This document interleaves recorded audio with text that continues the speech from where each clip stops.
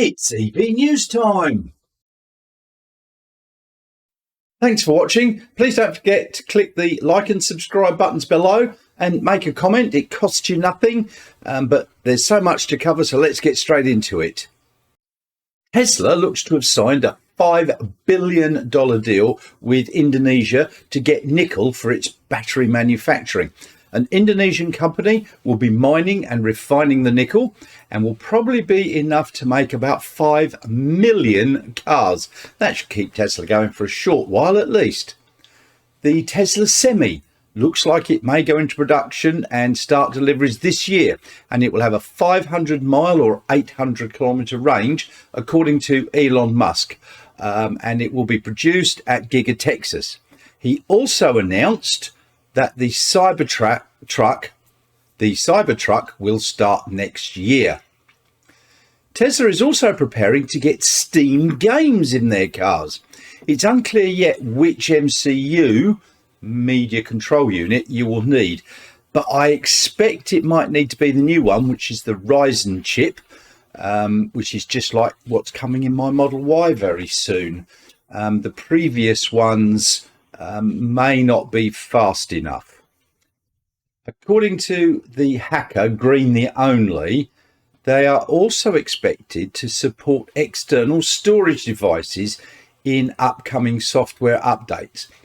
Currently, the external storage is used for saving dashcam footage and local music files.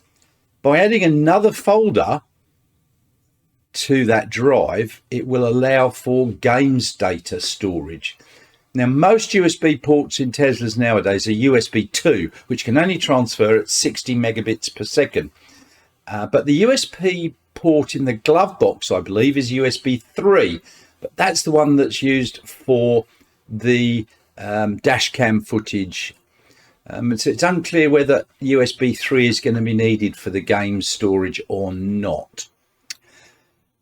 Elon Musk has sold around $6.9 billion worth of Tesla stock.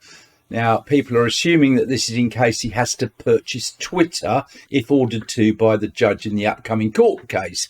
But don't panic, he's still got around $130+ billion worth of shares.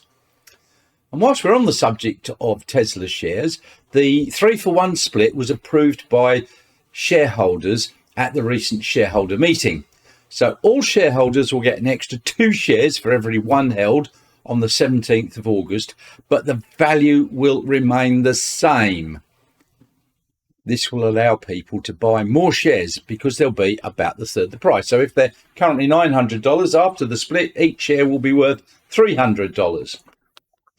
Also announced at that meeting was that Tesla had now completed the manufacture of 3 million vehicles, and their current run rate in July hit 1.5 million cars per year mark. And it's hoped that by the time they get to the end of the year, they'll be hitting the 2 million car a year rate. Elon Musk has intimated that the next Gigafactory may be built in Canada, and there has come to light some evidence in filings in Canada that may be the case, but nothing's 100% yet. They haven't officially announced anything. But Elon Musk did say that they plan to have 10 to 12 gigafactories, each producing between 1.5 to 2 million vehicles each year. And seeing as they've got a target of 20 million vehicles per year by the end of this decade, they're going to need every single one of those. Now, Giga Berlin may have already been getting BYD LFP blade batteries to start production. And it's thought that they will start production by the end of this month, August, or early next month, September. And that's according to Chinese media Sinotech. There's one guy in the US called Dan O'Dowd, who is vehemently opposed to Tesla's full self-driving. And he recently published a video clip of a Tesla supposedly in full self-driving mode running over a child-sized dummy. And he's stating it kills children, should be banned. But people over there who use full self-driving beta regularly noticed a couple of inconsistencies, and it appears that these videos may be completely faked, as the icons do not show it's in full self-drive mode. It should be noted that this fellow Dan O'Dowd runs a software company that's competing with Tesla in the self-drive arena. Makes you wonder, doesn't it? Tobias Lind, who videos Giga Berlin, has shown a massive stockpiling of cast body parts at the plant in Berlin. Now, when these first started to appear, it was thought they were waste and were going to be recycled, but more and more have appeared, and they seem to be good quality. Now, power problems in Germany are raising their ugly head due to a couple of things. Firstly, the gas shortage caused by something to do with Russia and Ukraine, and the fact that winter is coming to the Northern Hemisphere, and they're going to need a lot of gas to keep the homes warm. So the German government have intimated that gas supplies may well be restricted, especially for businesses. So this is probably an attempt by Tesla to ensure ongoing production, which is very clever of them. Tesla's sales figures have just been released for China, and they were down for July. But this was to be expected due to the disrupted production schedule whilst the Shanghai plant was being upgraded. Tesla Model 3 sold 821 and Model Y's 7,640.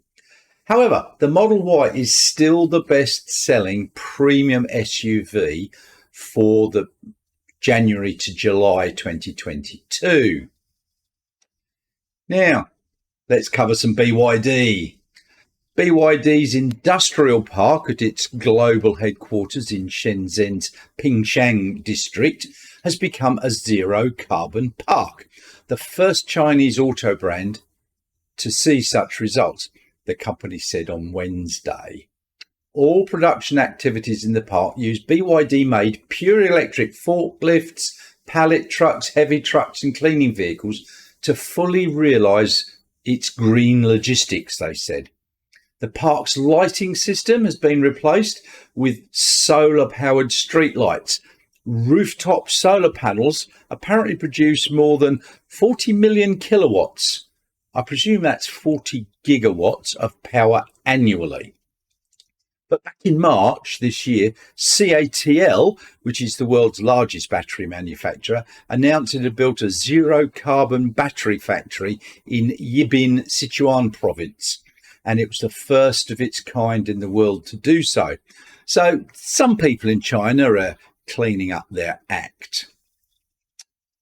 In the last episode, I noted how BYD has expanded into many more countries in Europe, Japan, Israel. Well, they just announced Thailand. They've added Thailand to this long list. It seems that BYD have been quietly preparing for its international expansion for several years now, and it's reaping the benefits of that planning. The Thai government plans for EVs to account for 30% of total vehicle production by 2030. And it could therefore prove to become an important hub in Southeast Asia. BYD have not yet released which models will be introduced there or whether a factory or not is going to be built. And once again, Hyundai Ioniq 5 release in Australia sold out within a few minutes. This is getting a bit monotonous. Same things happening month after month. Only 135 vehicles apparently were made available. This drip feeding is likely to continue despite high interest in the car. And the Hyundai Ioniq 6 has been spotted in Australia. This is the fourth full EV from Hyundai in Australia, following on from the Ioniq 5, the Kona EV and the outgoing Ioniq EV. We still don't know how many of these models are destined for our shores, but I expect it to be drip-fed in just like the 5 is. Now, the WA government has just announced that it's awarded JETCharge the contract for the electric highway in WA. The plan is for 98 chargers at 49 locations. So if your math's any good, that's 2 chargers at each location. And they will be up to 150 kilowatts DC fast chargers. Although that's not going to be the case for all of them. Some of them will be a lot less than that. But it's also hoped that there will be a simple AC backup power at these sites in case of breakdowns, so you won't get stranded. Now, this is all part of the state government's $43.5 million EV fund. And this is in addition to several other initiatives that they've got going. The state government is going to be looking to private enterprise to continue the EV charging network and to make it cover a lot of areas. Now, ARENA has also been given out money, which is the federal government's renewable funding arm, and several petrol stations like Ampol are installing EV chargers, and I believe Shell or BP are also doing the same. Well, there we have it. That was a little bit longer than I'd intended, and I still left out a few things. But thanks for watching. Please don't forget to click the like and subscribe buttons below, and see you all soon.